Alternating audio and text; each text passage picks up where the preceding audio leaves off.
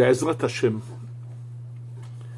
on va essayer, selon les paroles de nos Chazal, de comprendre ce qui se passe actuellement dans le monde, surtout ce drame de cette guerre terrible entre la Russie et l'Ukraine. Et pour le comprendre en fonction de ce que nos Chachamim nous ont enseigné, je vais vous raconter d'abord ce qui s'est passé ce Motzai Shabbat au cours que donne le grand rabbin d'Israël, Rabbi Yitzhak Yosef. En fait, tous les Motzai Shabbat, le Rabbi Yitzhak Yosef donne son cours, et donc ce Motzai Shabbat, il invite toujours à son cours un Rav qui dit quelques mots avant son cours de Halacha. Tous les Motzai Shabbat, il y a un Rav qui vient dire quelques mots de renfort, de choses qui puissent apporter quelque chose de positif au peuple d'Israël. Et ce Motzai Shabbat, il a invité le Rav Nathan Markovitch, le Rav de Kiev, qui est Shaliach Chabad, qui était à Kiev, il l'a invité. Et là, qu'est-ce qui a été raconté, qui a été dévoilé? Ce Rav qui est arrivé en fait juste jeudi soir, il y a juste quelques jours avant, 3 jours avant le cours, est arrivé en Israël, à la suite de quoi? Lui-même disait qu'il ne partirait pas, qu'il n'avait pas peur de mourir. Bref, ce qui s'est passé, c'est que les services secrets israéliens ont eu l'information que les Tchétchènes qui veulent aider la Russie ont envoyé des commandos en Ukraine et leur objectif était d'assassiner tous les rabbanim qui se trouvent en Ukraine. Donc, comme le service de secret, le Shabak, était au courant de cela, s'est dépêché de prévenir ces rabbanim et juste, il a réussi à les sortir dans le plus grand secret, les emmener en dehors de l'Ukraine et en tous les cas, lui, ce Rav est arrivé en Eretz Israël et il a été invité dès samedi soir au cours du Rav Yitzhak Yosef. Et là, si vous voulez voir l'article, il se trouve sur le site qui s'appelle Kikar Shabbat, où vous pourrez l'entendre lui-même raconter le déroulement des choses. En fait, ce qui s'est passé, il raconte qu'il y a je ne sais pas combien de semaines, le Rav Yitzhak Yosef, le grand rabbin d'Israël, le Rishon LeZion, a envoyé une lettre à ce Rav. Et il lui demandait, écoute, essaie de convaincre les gens de quitter l'Ukraine et de venir. Et il explique, là, c'est lui qui parle, vous pouvez le voir dans cet article, c'est en hébreu, et il dit ceux qui voulaient partir sont déjà partis, les autres ne voulaient pas partir, mais il a dit, si je reçois une lettre du grand rabbin d'Israël, je dois faire quelque chose.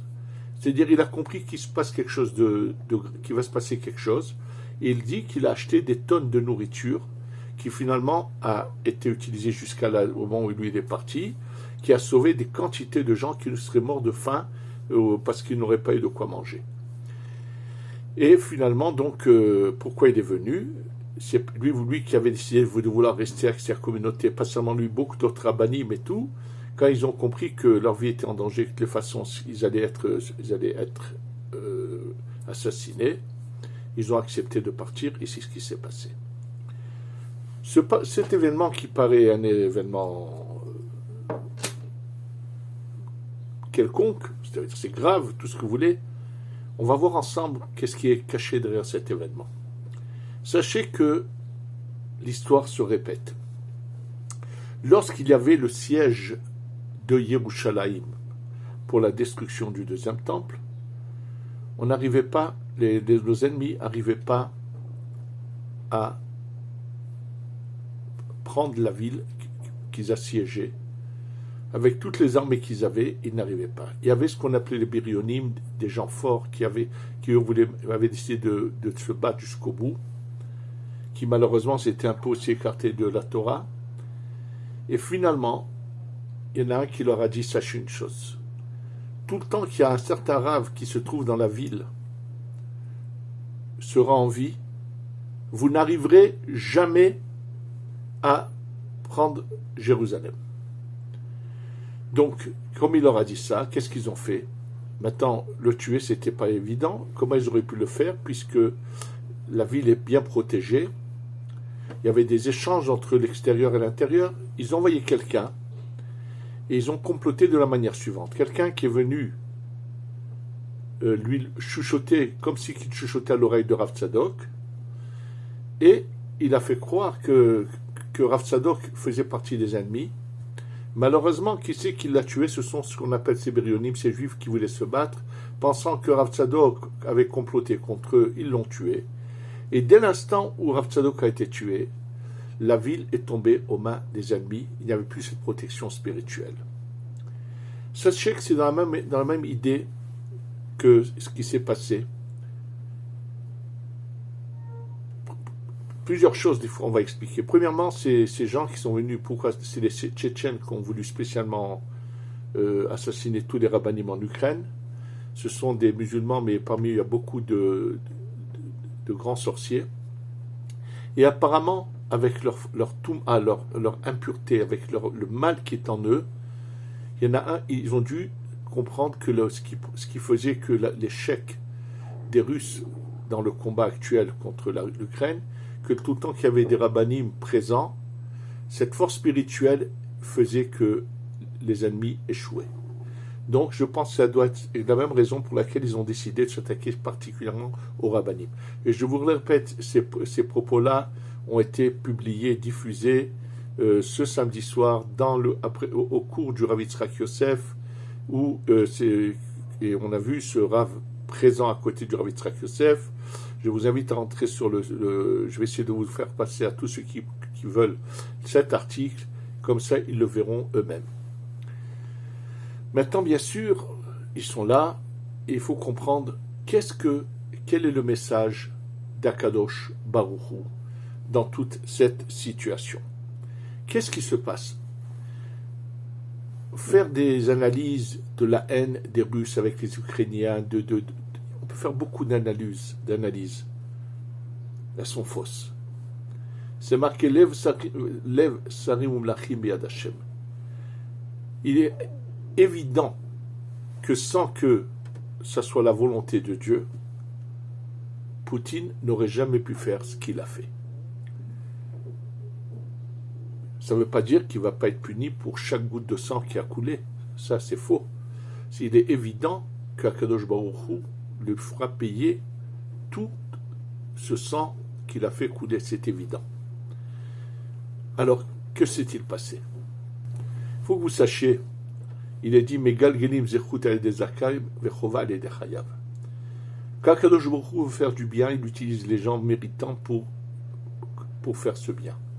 Et quand Akadosh Baruch Hu veut emmener un châtiment, une punition, il utilise les mauvais pour faire ce mal, pour leur rajouter sur leur dos encore une couche. Nous ne connaissons pas les voies d'Hachem. Une chose que je peux vous dire, qui va quand même nous éclairer, qui se trouve dans le Harizal, au tout début du livre qui s'appelle le Sha'ar HaKavanot. Et dans le début du Sha'ar HaKavanot, il explique que s'est-il passé justement à cette époque de la destruction du deuxième temple, où il s'est passé des événements terribles, où malheureusement beaucoup de juifs ont été tués d'une manière horrible, qui ont subi des châtiments terribles. Et là, le Harizal nous explique qu'en fait, ces personnes-là, dans cette vie, n'avaient rien fait de particulier pour mériter cela, mais elles étaient la réincarnation, le Gilgoul, de gens qui avaient très mal agi, comme ceux qui avaient tué le prophète Zecharia dans le Beth Amikdash. C'est-à-dire que chacun, finalement, paye. Si ce n'est pas dans sa vie, il revient pour payer. Et donc, Akadosh Baruch Hu avait fait payer à chacun ce qu'il devait avoir. Quand on parle de l'Ukraine, j'ai eu l'occasion, pendant des années, d'étudier avec un rav qui s'appelle le Rav Gedalia Rabinovitch, qui était, c'est une lignée de Admurim qu'on appelle Monstrich. C'était le nom de leur chassidoute, Monstrich. Et lui, Rav Gedalia Rabinovitch, lui est né aux États-Unis et m'a raconté pourquoi son arrière-grand-père avait dû quitter l'Ukraine bien avant la Shoah, hein, à la suite de pogroms, où malheureusement le fils de ce rave, qui avait déjà eu un enfant, avait été assassiné lors de pogroms.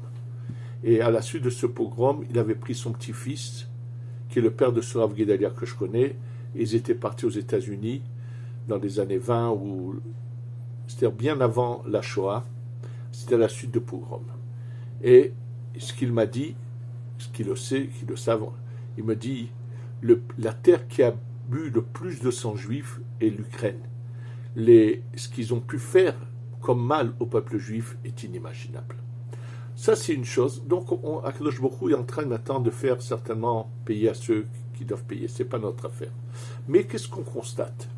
C'est que finalement, tous les juifs qui se trouvent en Ukraine, quoi qu'il en soit, ils vont devoir tous s'en aller. Et on le voit, parce que ce Shabbat encore, il y a eu une famille qui a reçu un obus qui arrivait directement dans leur maison, et pendant Shabbat, cette famille a été évacuée, blessée vers la frontière, et que quoi qu'il en soit, ils vont finalement tous partir. Ce qu'il faut comprendre, c'est quel est le message d'Akadosh Baruch Hu, d'Hachem à travers cela. Je vais vous dire, moi personnellement, je suis né à Alger. Je me souviens, j'étais enfant, mais je me souviens de tout. 300 000 juifs vivaient en Algérie, dans l'opulence, dans la largesse. Vous pouvez être sûr que dans les rêves, ces juifs seraient partis de leur pays, de l'Algérie. Ils vivaient dans une largesse, ils avaient une vie qu'ils n'auraient jamais cherché à quitter. Qu'est-ce qu'a fait Akadosh Baruch Hu? Il a fait qu'il y a eu la dépendance, et la quasi-majorité est partie, même au moment de l'indépendance, ceux qui ne voulaient pas partir, il s'est passé des événements qui les ont fait partir. Il y a le témoignage à Constantine avec Raymond Laris, qui beau-père très connu du chanteur qui s'appelle Enrico Macias, qui lui voulait rester. Et donc, comme lui, beaucoup d'autres juifs voulaient rester malgré que ça allait devenir arabe, et il a été assassiné. Et au moment de son assassinat, pendant les événements de la guerre d'Algérie, ça fait que beaucoup de gens qui voulaient rester soient partis. Ceux qui sont restés n'ont pas eu le choix finalement. En 1975, il y en a un qui a voulu se mettre comme président des quelques juifs qui restaient à Alger. Il a également été assassiné à Alger même. Et finalement, aujourd'hui, dans toute l'Algérie, il ne reste pas un seul juif. En Tunisie, il ne reste presque rien. Au Maroc, il ne reste pas grand-chose par rapport à ces communautés énormes qu'il y avait. En Irak, il n'y a plus du tout de juifs. En Syrie non plus. En Afghanistan. Que se passe-t-il? Au fur et à mesure qu'on finit les birourim, les étincelles de lumière qui se trouvent dans un pays sont finis, puisqu'on approche de la délivrance, alors les Juifs s'en vont. Nous savons que cette délivrance est lente, elle ne sera pas rapide. Kilo behipazon, c'est pas comme en Égypte, où on est sorti dans la précipitation. Et là, Kadosh Baruch Hu a pris un balai et est en train de faire que les Juifs du monde entier, petit à petit, soient obligés de partir et de revenir à la maison.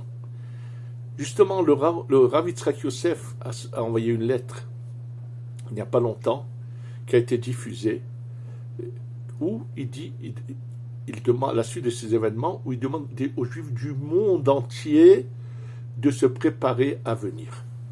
Et je voudrais pour cela vous rappeler quelque chose qui m'est arrivé souvent de vous dire, que peut-être beaucoup oublient. Qu'est-ce qu'a été le galout? Qu'est-ce que c'est l'exil? Qu'est-ce que le fait que une partie du peuple juif se trouve actuellement en dehors d'Eretz Israël? Vous savez, comme je vous l'ai dit, il y a eu la destruction du deuxième temple où a commencé cet exode, cet exil. Que s'est-il passé? Pour le comprendre, on va donner un exemple tout simple. Un père qui a un enfant, un fils qui se conduit mal, et qui grandit, mais qui devient de pire en pire, il a une conduite immorale dans beaucoup de domaines. Et le père a beau lui parler et le mettre en garde, ça ne sert à rien. Jusqu'au jour où il lui dit, écoute, si tu continues à agir de la sorte, sache que je te renvoie de la maison pendant 1 an. Malheureusement, ce jeune homme continue à mal agir, Et donc, le père est obligé de le renvoyer de chez lui. Mais il se soucie que l'endroit où va aller son fils, il y ait quelqu'un pour l'accueillir, pour lui donner un logis, pour qu'il ait de quoi manger, qu'il ne meure pas de faim, qu'il ait un toit où dormir.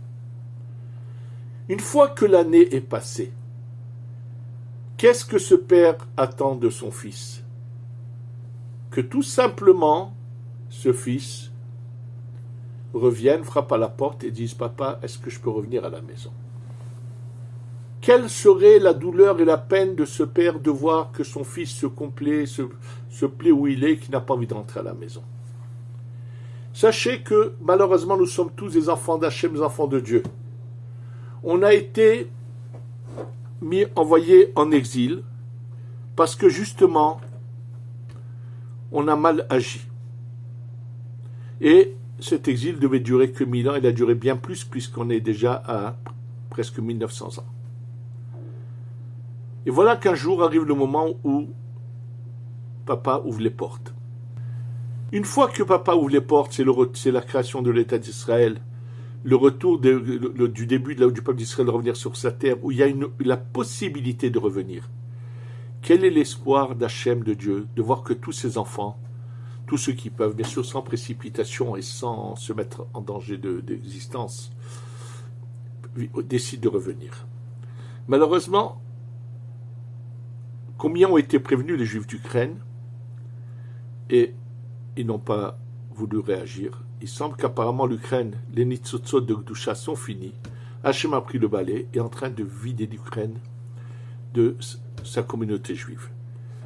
Sachez que malheureusement, il y en a eu qui ont fait des erreurs, pas seulement en Ukraine, partout dans le monde, qui ont cherché à refaire vivre le galout en allant dans certaines régions, construire des synagogues, des immeubles, et même quitter Israël pour aller habiter là-bas.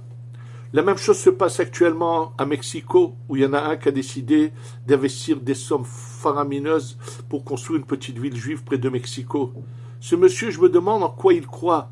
Il est religieux, mais s'il croyait dans la Géoula, comment peut-il faire des plans de vouloir créer dans la galoute encore une ville pour des juifs? Au lieu de le créer là-bas, viens en Israël, crée une ville et crée des maisons.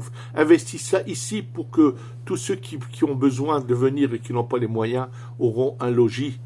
Si on espère à tout moment que le Mashiach vienne, alors comment peut-on se mettre sur des plans à long terme et d'investir, surtout de construire des immeubles? C'est pas qu'à Mexico, partout dans le monde, il y a eu des endroits où c'est fini et il y en a qui s'attachent à tout prix au galoute. Il faut que vous sachiez que l'Ukraine, vous la voyez, vous le vivez de vos yeux, vous le savez, que les Juifs sont obligés de s'en aller. Ceux qui n'ont pas eu l'intelligence d'écouter toutes les demandes qu'on leur a dit de partir avant sont obligés de s'en aller maintenant. Surtout que Dieu préserve les soldats russes qui violent des femmes. Qui a l'intelligence de laisser sa famille là-bas et de ne pas se sauver, de ne pas protéger sa famille? Ils vont devoir tous s'en aller. Ça veut dire que c'est fini. L'Ukraine, ça va être fini. Mais c'est qu'une étape. L'étape d'après, nous ne la connaissons pas. Mais il y en aura, c'est évident.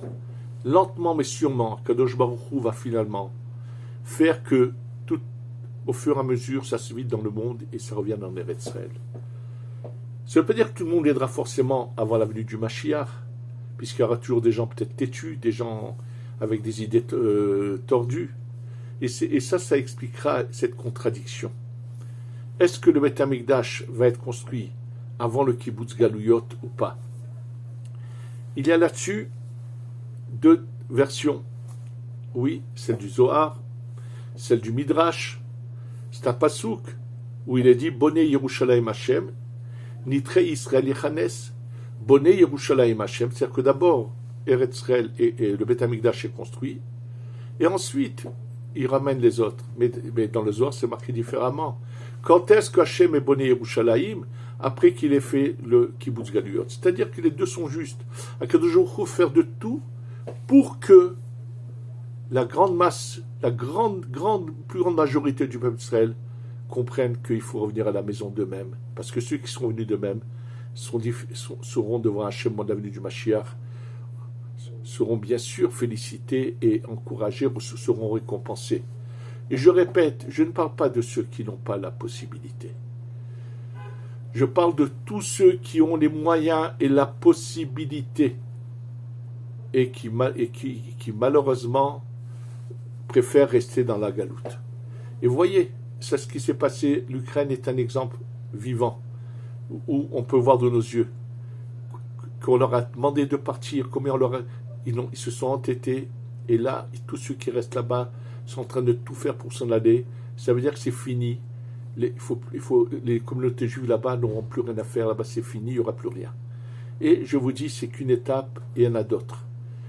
N'attendons pas que Chas v'Shalom il se passe des événements. D'ailleurs, ce que je vous dis, c'est dans la lettre du grand rabbin d'Israël, Rav Yitzhak Yosef, où il s'était déjà adressé aux Juifs d'Ukraine, et il s'adresse aux Juifs du monde entier en leur demandant de partir. Et comme vous verrez le témoignage de ce Rav Chabad qui a reçu une lettre du Rav Yitzhak Yosef, où il a compris que c'était un signe du ciel, face à Hachem, que tous ceux qui peuvent et tous ceux qui le désirent puissent bientôt arriver, qu'on ait enfin la Géoula Shlema, Shetavo, Bimera, Beyamenu, Amen, Ve Amen.